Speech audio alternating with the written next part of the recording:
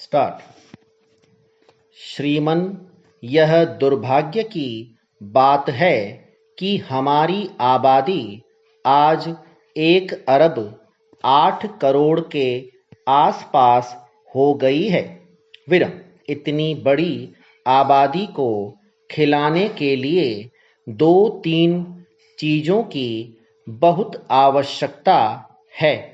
विरम, साथ ही दलहन और तिलहन की उपज हमारे देश में आवश्यकता के अनुरूप नहीं होती है। विरम, आज सबसे अधिक दाम दालों के बढ़े हैं।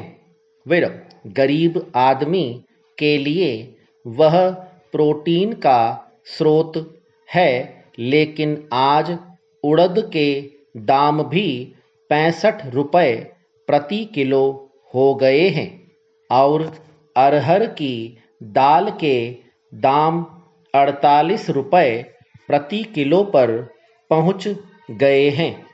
विरम, आम आदमी की पहुंच के बाहर दालें हो गई हैं। विरम, गरीब आदमी के लिए खाद्य तेल दूसरी आवश्यकता है। विरम, आज वह भी हमें बाहर से मंगाना पड़ता है। विरम, इसलिए मैं कहना चाहता हूँ कि किसान को इस रूप में प्रशिक्षित किया जो कि वह दलहन और तिलहन की ओर अग्रसर हो सके और जो हमारी परंपरागत गेहूं और चावल की खेती है उसकी तरफ से उसका रुझान कम हो सके।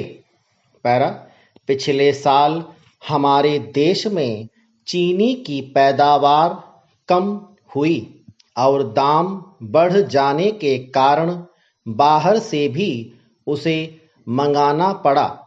विरम, 3 साल के बाद गन्ने की पैदावार बहुत हो जाती है और उसका दाम मिट्टी के मोल हो जाता है, तब किसान गन्ना नहीं बोता है।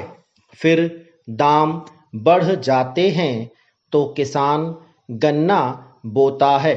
विरम, इसमें स्थिरता आनी चाहिए। विरम, कृषि मंत्री जी ने उत्तर प्रदेश की सराहना की, इसके लिए हम उनको धन्यवाद देना चाहते हैं।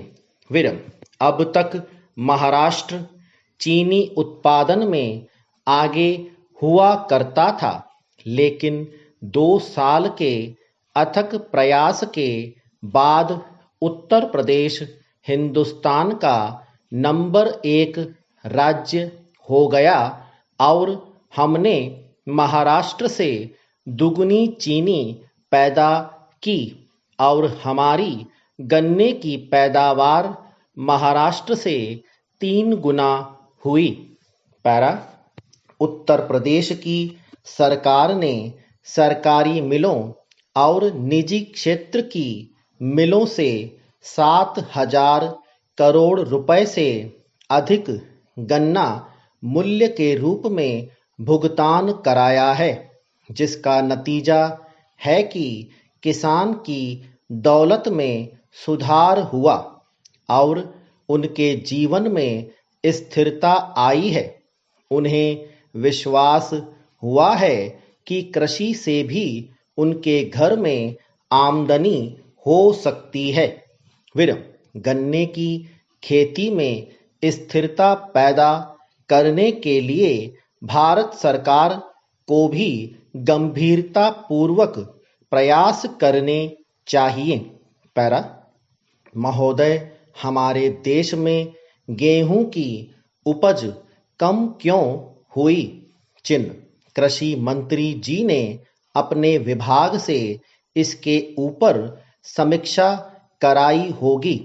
विरम, खरीफ की फसल में तो वृद्धि हुई, लेकिन रबी की फसल कम थी।